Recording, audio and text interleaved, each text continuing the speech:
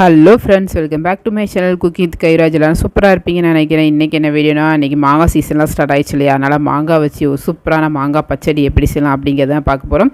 இந்த மாங்காய் பச்சடி வந்து டக்குன்னு செஞ்சு முடிச்சிடலாம், ரொம்பலாம் வேலை இருக்காது. நல்லா சாம்பார் சாதம், தயிர் சாதம், வெறுமனே சாதத்தில் போட்டு பசஞ்சு சாப்பிட்றதுக்கு அவ்வளோ எம்மியாக இருக்கும். நீங்கள் அடியில் நம்ம சேனலுக்கு சப்ஸ்கிரைப் பண்ணிங்கன்னா ரொம்ப தேங்க்ஸ். வீடியோ பிடிச்சிருந்தா மறக்காமல் லைக் பண்ணுங்கள், ஷேர் பண்ணுங்கள், கமெண்ட் பண்ணுங்கள். நான் வந்து இன்றைக்கி வந்து ஒரு மாங்காய் எடுத்திருக்கேன்.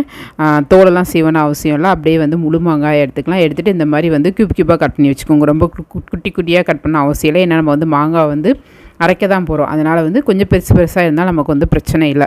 இப்போ நம்ம மாங்காய் ஊறுகாலாம் செய்யணும்னா குட்டியாக கட் பண்ணணும் இல்லையா, ரொம்ப பெரிய வேலையாக இருக்கும். பட் இந்த மாங்காய் பச்சடிக்கு மாங்காயை வந்து பெருசாக கட் பண்ணிக்கலாம். ஒரு பெரிய மிக்ஸி ஜார் எடுத்துக்கோங்க. அதில் வந்து பார்த்திங்கன்னா கட் பண்ணி வச்ச மாங்காயை சேர்த்துக்கலாம்.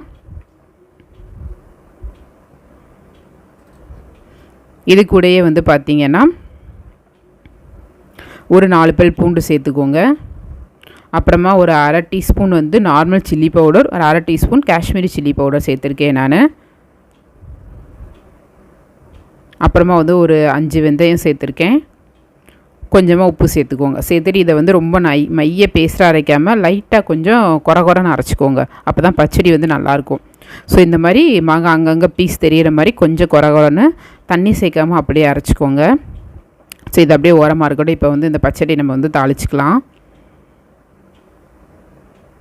ஸோ இதை அரைக்கிறனால நம்ம வந்து பீஸ் வந்து பெருசாக போட்டாலும் இது வந்து அரைஞ்சிரும். அதனால் குட்டியாக கட் பண்ண அவசியம் இல்லை. இப்போ ஒரு கடாயில் வந்து எண்ணெய் சேர்த்துக்கோங்க. ஒரு 3 டேபிள் ஸ்பூன் போல் எண்ணெய் சேர்த்துக்கோங்க. எண்ணெய் சூடானதுக்கப்புறமா ஒரு அரை டீஸ்பூன் கடுகு, அரை டீஸ்பூன் உளுத்தம்பருப்பு சேர்த்துக்கோங்க. ஒரு 1/4 டீஸ்பூன் கடலைப்பருப்பு சேர்த்துக்கோங்க. ஒரு 5 வெந்தயம் சேர்த்துக்கோங்க. ஒரு மிளகாவத்தலை வந்து கிள்ளி போட்டுக்கோங்க. கொஞ்சமாக கருவேப்பிலையும் சேர்த்துக்கோங்க. சேர்த்துட்டு இதெல்லாம் நல்லா பொரிஞ்சிட்டோம். அதுக்கப்புறமா ஒரு 1/4 டீஸ்பூன் பெருங்காயத்தூள் சேர்த்துக்கோங்க.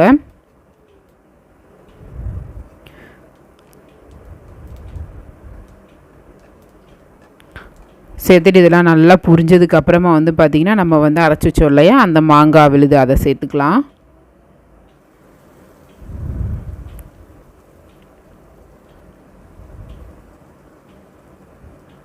சேர்த்துட்டு அதை அப்படியே லைட்டாக வதக்கி விட்டுருங்க.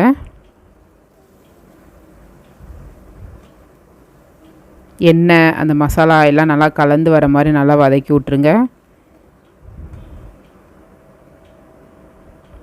இப்போ வந்து இது கூடயே வந்து பார்த்திங்கன்னா ஒரு 1/4 டீஸ்பூன் மஞ்சள்தூள் சேர்த்துக்கலாம்.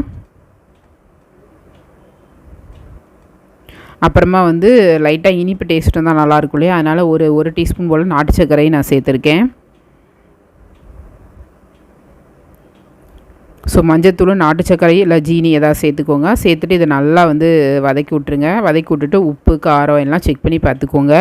ஸோ வந்து நல்லா ஒரு புளிப்பு, காரம், இனிப்பு எல்லாம் சேர்ந்து ஒரு டேஸ்ட்டு வந்து ரொம்ப நல்லாயிருக்கும். இந்த மாங்காய் பச்சடி டேஸ்ட்டு வந்து ஒரு 5 நிமிஷம் போல் வதக்குனிங்கன்னா போதும். நல்லா வந்து பேனை விட்டு பிரிஞ்சு நல்லா அல்வா பதத்துக்கு நல்லா வந்து சுண்டி வரும். அந்த ஸ்டேஜில் நீங்கள் வந்து அடுப்பை ஆஃப் பண்ணிக்கலாம்.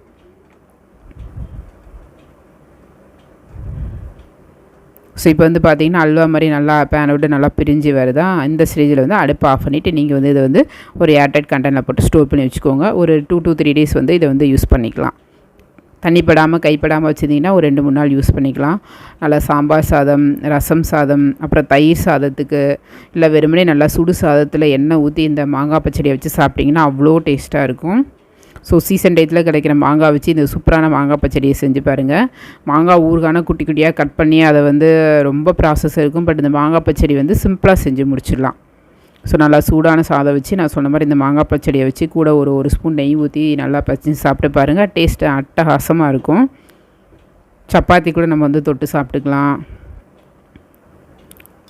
ஸோ நீங்களும் மறக்காமல் ஒரு மாங்காய் வாங்கி இந்த பச்சடி வந்து உடனே செஞ்சு பாருங்கள். எப்படி இருக்குன்னு எனக்கு கமெண்ட்டில் சொல்லுங்கள்.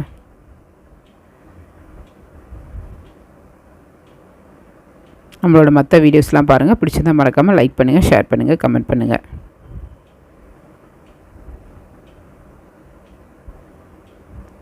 தேங்க்ஸ் ஃபார் வாட்சிங். டாடா, பாய்.